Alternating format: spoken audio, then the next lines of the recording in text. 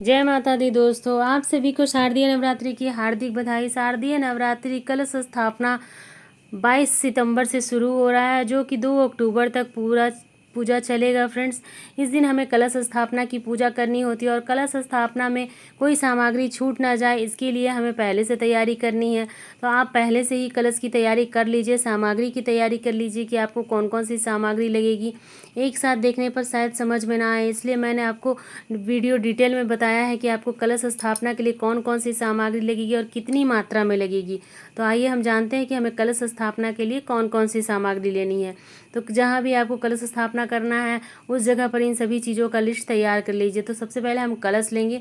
तो कलश आप कोई सा भी लीजिए, मिट्टी का लीजिए, तांबे का लीजिए, पीतल का लीजिए, धातु का लीजिए। स्टील का कलश नहीं स्थापित किया जाता है, तो स्टील का कलश आप ना लें।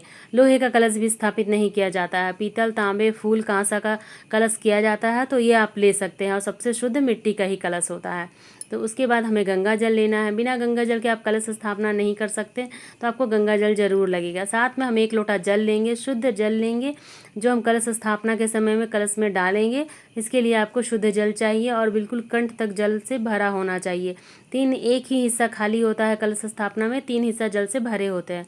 चावल ले लेंगे, जिसमें हमें अष्टदल कमल भी बनाना होगा और प्लेट में भी रखना होगा नारियल रखने के लिए। और चावल जब भी आप अक्षत लें तो वो खंडित नहीं होने चाहिए, बिल्कुल साबुत होने चाहिए। तो इस तरह से आपको लेना है अक्षत, जो बिल्कुल साबुत हो, खंडित बिल्कुल भी ना हो। साथ में हम आम के बंच ले लेंगे। पत्ते लेंगे तो बहुत जल्दी सूख जाएंगे, 3-4 दिन होते होते सूख जाएंगे।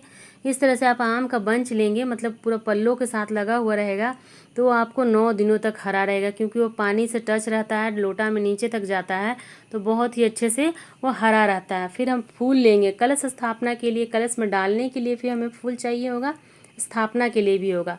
काले तिल लेना होता है कलश में डालने के लिए। तिल भी आप जितनी सामग्री मैं दिखा रही हूँ, जितनी क्वांटिटी में दिखा रही हूँ, इतना ही आपको लगेगा। साथ में हमें थोड़ा सा जौ लेना होता है, कलश में डालने के लिए जौ भी ज़रूरत पड़ती है। तो 1 चुटकी जौ लगेगी हमें और 1 ही चुटकी हमें काली तिल भी लगती है कलश में डालने के लिए। तो संकल्प कर कर हमें इन सब चीज़ों को कलश में डालना होता है। साथ ही ध्रुवा लगती है कलश में डालने के लिए, तो कलश में ध्रुवा भी डाली जाती है। बहुत सारे यूट्यूबर्स नहीं दिखाते हैं, लेकिन ध्रुवा भी डाली जाती है कलश में। कलश स्थापना के समय आप कभी मंदिरों में वगैरह कलश स्थापना होगी तो देखिएगा, उसमें ध्रुवा भी डाली जाती है। साथ में हमें पीला चंदन लगता है कलश पे स्वास्तिक बनाने के लिए, तिलक करने के लिए। रोली भी हम ले सकते हैं। हल्दी लगता है कलश में डालने के लिए, चुटकी हल्दी दे दीजिए या फिर आप गांठ वाली हल्दी ले लीजिए। तो इस तरह से आपको हल्दी लगेगी कलश में डालने के लिए। ये सामग्री आपको कलश स्थापना में ज़रूरत पड़ेगी। फ्रेंड्स, कलश स्थापना जिस समय हम करते हैं उनकी सामग्री है ये। साथ में हम एक जटे वाला नारियल लेंगे। नारियल में पानी भरपूर होना चाहिए। अच्छे से बजा कर देख लीजिए कि इसमें पानी है कि नहीं, और जिसमें पानी हो आपको वही नारियल कलश स्थापना के लिए लेनी है। सूखा नारियल कलश स्थापना में नहीं लेना चाहिए, नहीं लिया जाता है। सड़ा वगैरह हो जाता है तो भी अच्छा बात नहीं होता है। कलश नेगेटिविटी को हमारे घर से खींचता है, इसलिए कलश की स्थापना बहुत मायने रखती है। साथ ही हम नारियल पे लगाने के लिए एक लाल रंग का चुंदरी ले लेंगे। चुंदरी बड़ा या छोटा हो, आपकी इच्छा हो, ना हो तो आप केवल कलावा लपेट कर ही नारियल की स्थापना कर सकते हैं। कलावा नारियल के ऊपर लगाकर 9 बार आप कलावा को लपेट दीजिए, वस्त्र स्वरूप हो जाएगा, चुंदरी का ही काम होगा। वैसे हम स्थापना उसी तरह से हम कर लेंगे कलश की स्थापना। साथ में हम कलश में डालने के लिए 2 लौंग, 2 इलायची, 1 सुपारी, 1 रुपए का सिक्का और धनिया लेंगे। 1 चुटकी धनिया भी रहती है कलश स्थापना के टाइम में। धनिया धन का प्रतीक है और कलश स्थापना हमेशा नेगेटिविटी को खींचने के लिए पॉजिटिविटी को ही देते हैं।